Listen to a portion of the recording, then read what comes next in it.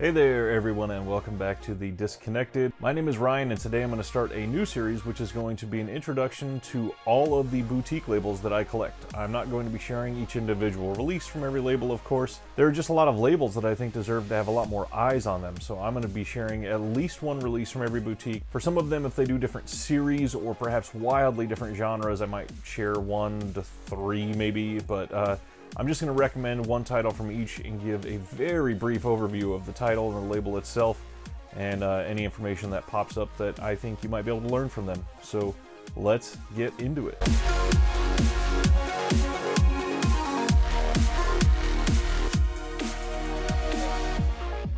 Okay, first up on the list is 88 Films. 88 Films is based out of the UK, and they have a couple specialties. The first one is Jackie Chan films. This is their best release. This is their release of The Young Master. This is a hardbox, comes with a giant book, comes with a poster, comes with all sorts of information. This is an amazing release. If you can still get it, I would suggest it. I believe there's a standard edition coming of The Young Master soon, but that is what they have to offer from the Jackie Chan side.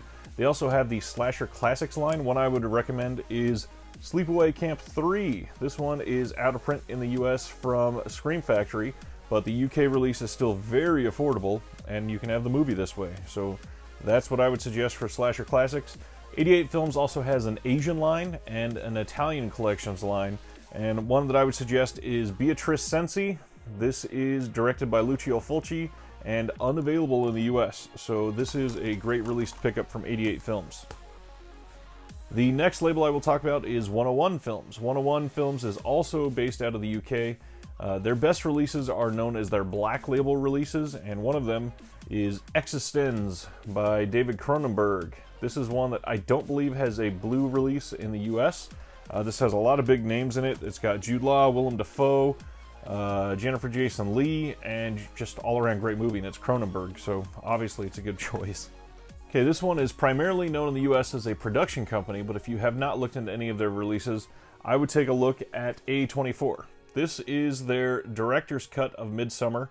This book is crazy. It does come out as a book, and this is the only way to get the director's cut in 4K, and it's a beautiful set. Everything in here, here's the actual disc. Everything in here is just stunning. Absolutely beautiful art.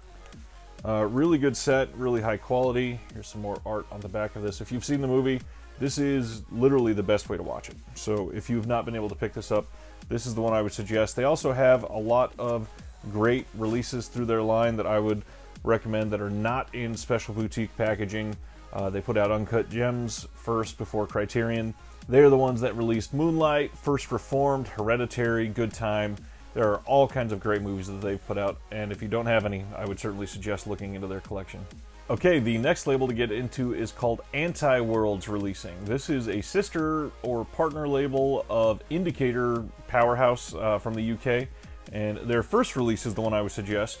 This is the release. It is Chained for Life, and this also has the movie Go Down Death, which is the directorial debut of the person that did Chained for Life. His name is Aaron Schimberg, I believe. They put out great packaging. It is just like Indicator. All the limited edition comes with the booklet on the first run. The different spine numbers here is they actually have negative numbers for their spine numbers. Just a weird quirk that they've chosen. They are different from Indicator because a lot of their movies are very modern, but they've put out some really good ones. They're very artistic movies. I would equate these to the more modern artistic side of Criterion, but to be quite honest, higher quality, better special features, and a lot more in depth, and a lot more indie, which is a good thing, I think. And the next one is a big one. This is going to be Arrow Video and all of its offshoots. I'm going to do one of each, basically. First, I'm going to talk about Arrow Academy. This is Cinema Paradiso in 4K. This is an absolutely classic movie. A lot of people have seen this years ago, but the 4K looks dramatically better. This was recently released after they had originally released it on Blu-ray. If you don't have it, I would pick that one up. The next one that has not put out many films under this label, but Arrow Video also has something called Arrow Films, and the one I'm going to suggest is a recent release. This is Primer and Upstream Color. This does not have a Blu-ray release in the US. This is directed by Shane Carruth, who was recently involved in some sort of Me Too type scandal, so it may not get a US release, so I would definitely suggest picking this one up. And then there is Arrow Video themselves. They have quite a wide variety of releases. The first one is their limited edition hard boxes, and for that I would suggest Django in 4K. This one is absolutely stunning. There is a standard edition out there that has just been released, so if you don't have this box or you can't find it at a good price, get the standard edition. You will appreciate it. This movie looks stunning in 4K. The next thing they are known for is their classic horror, and I sort of chose two of these. One of them is out of print, and I just wanted to highlight the length that they go to some of these movies. That one is Killer Clowns from Outer Space. This release is amazing. Really nice slipcover. It is one of their soft touch slipcovers. The original art is on the inside. It does come with a booklet. As you can see, here is the original art and the booklet. And just a great release, really well put together. And I certainly am glad that I owned this one before it went out of print. If you can find a used copy of this, I would highly suggest it. There are some of these, including some with the exclusive For Your Entertainment slipcovers showing up in FYEs across the US, so I would take a look there. But a more modern film that they put out is Why Don't You Just Die? This movie is basically shades of early Tarantino, Edgar Wright, and Sam Raimi in this violent, stylish, and riotously entertaining slice of family life, Moscow style, is what it says on the back, and that is a perfect way to describe it. This movie is amazing, lots of fun, lots of crazy gore, lots of jump cuts, lots of back and forth action, really good storyline, very culture-based. Overall, just a really fun movie that I certainly think everybody should put some time into viewing. The next label I'm going to talk about is Blue Underground. That label is ran by Bill Lustig, who is known for being a director of a few movies like Maniac. All of their 4K releases are amazing, but the one that I'm going to suggest is the classic Zombie by Lucio Fulci. This is a sequel, technically, in name only, so not really a sequel. This is a sequel to Dawn of the Dead. This is known as Zombie 2 elsewhere. Zombie. Either way, the 4K on this looks amazing. All of the Blue Underground 4Ks, like I said, are mind-blowing in how much they are able to get out of them. They all have really great HDR. The uptick in detail looks incredible, and to be honest, Blue Underground has the highest rated 4Ks in my opinion by a long shot. Alright, the next boutique label that we're going to go over is Cauldron Films, and their first release was American Rickshaw. Cauldron Films is fairly new. They currently only have 4 releases that have been sent out to the public. Many of the individuals buying these are getting this because the slipcase was limited edition and it sold out fairly quickly.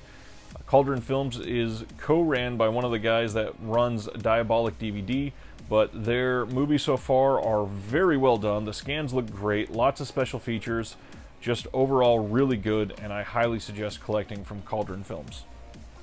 The next one is sort of a mess. We're going to get into it when I get into a guide on this company, but that is Code Red. The Code Red title I'm going to suggest is Savage Streets. I believe this is still available, but this is starring Linda Blair in sort of a revenge-style movie. Really, really fun movie. Very classic role.